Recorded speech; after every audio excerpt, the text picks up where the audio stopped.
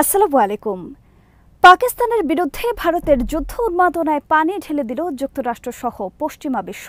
হতাশ যুদ্ধকাতর ভারতের বিভিন্ন মহল। শক্তিশালী ব্যালিস্টিক মিসাইল পরীক্ষা পাকিস্তানের। খনিজ সম্পদ চুক্তির পর ইউক্রেনে সামরিক সহায়তা বৃদ্ধি যুক্তরাষ্ট্রের। সিরিয়া, লেবানন, পশ্চিম তীর ও গাজায় 1 লাখ সেনা মোতায়েন করতে যাচ্ছে ইসরায়েল। তুরস্কের আকাশসীমায় নিষিদ্ধ ইসরায়েলের প্রধানমন্ত্রীর জন্য বাতিল আজারবাইজান সফর। বিডিফিউজ ইনফোটেনমেন্টে স্বাগত জানাচ্ছি আমি ফাহাদিয়া মিতো। আজ জানাবো প্রতিরক্ষা সংক্রান্ত গুরুত্বপূর্ণ কিছু খবর। পেহেলগাম ঘটনা ঘিরে পাকিস্তানের বিরুদ্ধে ভারতের তীব্র যুদ্ধ উত্তেজনায় পানি ঢেলে দিয়েছে যুক্তরাষ্ট্রসহ গোটা পশ্চিমা বিশ্ব। পেহেলগাম ঘিরে ভারতের বিষয়ে যুক্তরাষ্ট্রের সর্বশেষ অবস্থানে টনক নড়েছে যুদ্ধের জন্য ব্যাহত উস্কানি সৃষ্টিকারী ভারতের মোদিপন্থী হিসেবে পরিচিত গদি মিডিয়ার। রোববার ভারতের পশ্চিমবঙ্গের আনন্দবাজার লিখেছে, ভারত পাকিস্তান সংঘাতময় পরিস্থিতিতে নিরপেক্ষ অবস্থান নিয়েছে ওয়াশিংটন, আর সে কারণেই পাকিস্তানের অভ্যন্তরে প্রবেশ করে ফৌজি অভিযান পরিচালনায় ভয় পাচ্ছে নয়াদিল্লি। পাকিস্তানের বিরুদ্ধে যুদ্ধের অন্যতম উস্কানিদাতা আনন্দবাজার লিখেছে, পেহেলগামও জঙ্গি হামলার বদলা নিতে ক্রমেই ধৈর্য হারাচ্ছে আমজনতা। অন্যদিকে ধীরে চলো নীতি নিয়ে জল, স্থল, বিমান বাহিনীকে প্রস্তুত রেখেছে নয়াদিল্লি। পাকিস্তানে ঢুকে ফৌজি অভিযান চালাতে কেন এত সময় নিচ্ছে কেন্দ্রের নরেন্দ্র মোদী সরকার? বিশ্লেষকদের একাংশ এর জন্য দায়ী করেছে বিশ্বের অন্যতম সুপার পাওয়ারকে, দেশের নাম মার্কিন যুক্তরাষ্ট্র। আনন্দবাজার লিখেছে, পেহেলগাম ঘটনায় যুক্তরাষ্ট্র ভারতের পক্ষে অবস্থান না নিয়ে উল্টো সংঘাত এড়ানোর বার্তা দিয়েছে। পয়লা যুক্তরাষ্ট্রের ভাইস প্রেসিডেন্ট জেডি ভ্যান্স সর্বশেষ ফক্স নিউজকে দেওয়া সাক্ষাৎকারে বলেছেন, ভারত যেন বৃহত্তর সংঘাত এড়িয়ে চলে। জেডি ভ্যান্সের সর্বশেষ এই বার্তাই পাকিস্তানের বিরুদ্ধে ভারতের অভিযানের ক্ষেত্রে এখন সবচেয়ে বড় বাধা হয়ে দাঁড়িয়েছে। তাছাড়া এর আগে যুক্তরাষ্ট্রের পররাষ্ট্রমন্ত্রী মার্কো রুবিও কথা বলেছেন উভয় দেশের পররাষ্ট্রমন্ত্রীর সাথে। তিনিও পেহেলগাম ঘটনার জন্য পাকিস্তানকে দায়ী করেননি।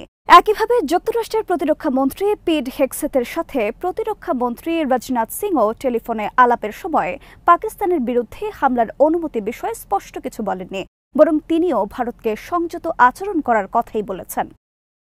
আনন্দবাজার লিখেছে, অতীতে পাকিস্তানের সাথে যুদ্ধে প্রতিবার ভারতের পক্ষে অবস্থান এবং সহায়তা করেছে রাশিয়া, কিন্তু এবার রাশিয়ার পক্ষ থেকে সাহায্যের কোনো সম্ভাবনা নেই ইউক্রেন যুদ্ধের কারণে।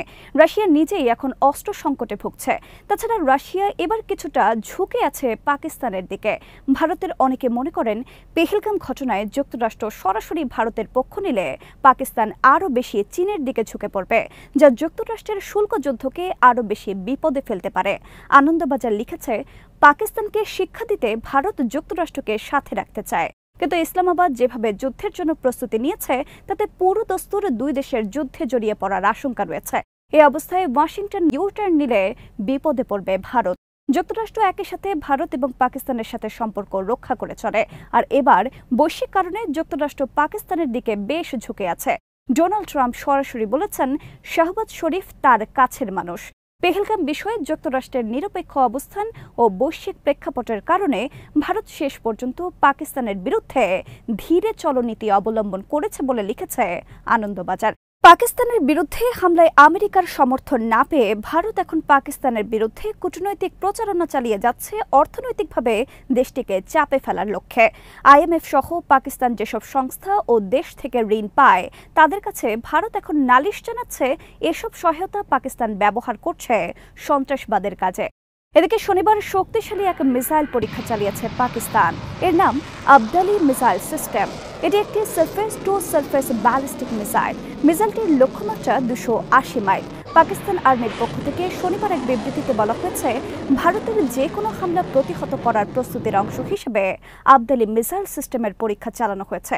সর্বশেষ শনিবার পাকিস্তানের এই মিসাইল পরীক্ষা ভারতের উগ্র হিন্দু আর যুদ্ধবাজ মহলে নতুন করে আবার সৃষ্টি করেছে কিছুটা যুদ্ধ উন্মাদনা। ইউক্রেনের সাথে খনিজ সম্পদ চুক্তির পর দেশটির প্রতি সামরিক সহায়তা বৃদ্ধি করেছে যুক্তরাষ্ট্র। ইউক্রেনের কাছে থাকা F-16 ফাইটার জেট রক্ষণাবেক্ষণের জন্য $310 মিলিয়ন একটি চুক্তি করেছে ওয়াশিংটন। শুক্রবার এই তথ্য প্রকাশ করেছে যুক্তরাষ্ট্রের সামরিক সদর দফতর পেন্টাগন। এদিকে শুক্রবার বার্তা সংস্থা রয়টার্সের আরেক খবরে বলা হয়েছে, যুক্তরাষ্ট্র নতুন করে রাশিয়ার বিরুদ্ধে অবরোধ আরোপের লম্বা একটি তালিকা তৈরি করছে। তবে ডোনাল্ড ট্রাম্প এই তালিকায় স্বাক্ষর করবেন কিনা তা নিশ্চিত নয়। বিশ্লেষকদের মতে সম্প্রতি যুক্তরাষ্ট্র রাশিয়ার পক্ষ নিয়ে যেসব কথাবার্তা বলেছে তা ছিল মূলত ইউক্রেনকে চাপে ফেলে তার নিজের স্বার্থ আদায় করে নেওয়া। যুক্তরাষ্ট্রের প্রেসিডেন্ট ও ভাইস প্রেসিডেন্ট পররাষ্ট্রমন্ত্রীর পক্ষ থেকে এক সপ্তাহ আগে একযোগে ঘোষণা দেওয়া হয় ক্রিমিয়া রাশিয়ার অংশ। এছাড়া রাশিয়ার দখলে থাকা অন্যান্য এলাকাও ইউক্রেন ফেরত পাবে না। ইউক্রেন যদি যুদ্ধ বন্ধে রাজি না হয় তাহলে গোটা ইউক্রেন রাশিয়ার অংশে পরিণত হবে। ওয়াশিংটনের এই ধরনের হুমকির ফলে ইউক্রেন রাজি হয় তাদের রেয়ার আর্থ, তেল, গ্যাস সহ অন্যান্য মূল্যবান খনিজ সম্পদের 50% মালিকানা যুক্তরাষ্ট্রকে দিতে। 30 এপ্রিল এ বিষয়ে একটি চুক্তি স্বাক্ষর করেছে দুই দেশ। পশ্চিমা বিশ্ব এই চুক্তিকে যুক্তরাষ্ট্রের জন্য ঐতিহাসিক হিসেবে আখ্যায়িত করেছে। অনেক বিশ্লেষক মন্তব্য করেছেন, যুদ্ধবন্ধের কথা বলে যুক্তরাষ্ট্র আদায় করে নিয়েছে তার নিজের স্বার্থ। ইউক্রেন যুদ্ধে বন্ধের দিকে এখন তার তেমন কোনো মনোযোগ নেই। এদিকে ইউক্রেন আর্মি শনিবার দাবি করেছে কৃষ্ণ সাগরে তারা ভূপাতিত করেছে রাশিয়ার দুটি হালকা যুদ্ধবিমান। ড্রোন বোট থেকে ছোড়া মিসাইলে ভূপাতিত হয়েছে যুদ্ধবিমান দুটি। তবে এই বিষয়ে বিস্তারিত কোনো তথ্য প্রকাশ করেনি কোনো পক্ষ।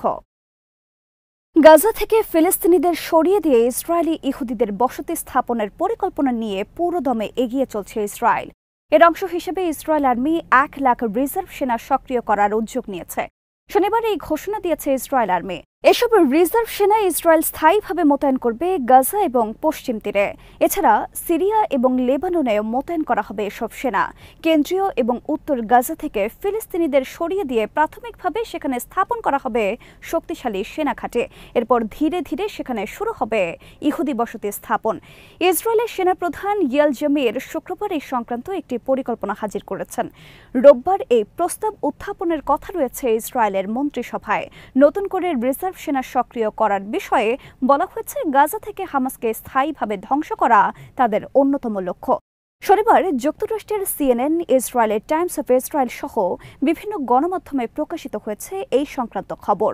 বিশ্লেষকদের মতে 1 লাখ রিজার্ভ সেনা তলব এবং সিরিয়া, লেবানন ও পশ্চিম তীরে তাদের মোতায়েনের সিদ্ধান্ত বৃহত্তর ইসরায়েল রাষ্ট্র প্রতিষ্ঠার পরিকল্পনার অংশ।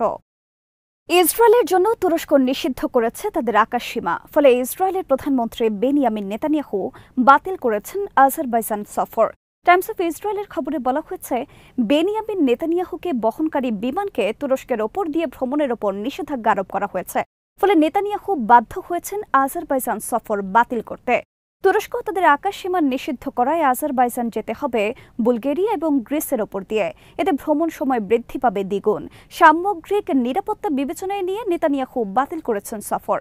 এর আগে 2024 সালেও তুরস্ক তাদের আকাশসীমা ব্যবহারের অনুমতি না দেওয়ায় আজারবাইজান সফর বাতিল করতে বাধ্য হন ইসরায়েলের প্রেসিডেন্ট আইজ্যাক হারজগ। গাজায় ইসরায়েলের অব্যাহত গণহত্যা পরিচালনার প্রেক্ষিতে সর্বশেষ এই সিদ্ধান্ত নিল তুরস্ক। শনিবারও গাজা ইসরায়েলের হামলায় নিহত হয়েছে 1/2 শতাধিক ফিলিস্তিনি। অপরদিকে টানা 2 মাসের বেশি অবরোধে গাজায় চলছে দুর্ভিক্ষ এবং প্রতিদিন মারা যাচ্ছে কয়েকজন করে ফিলিস্তিনি। আজ এখানেই শেষ করছি। সমরাষ্ট্র, প্রতিরক্ষা ও কূটনীতির নানা তথ্য জানতে চোখ রাখুন বিডিফিউজ ইনফোটেনমেন্টে। চ্যানেলটি ভালো লাগলে সাবস্ক্রাইব করুন, সংযুক্ত থাকুন আমাদের ফেসবুক পেজে। আল্লাহ হাফেজ।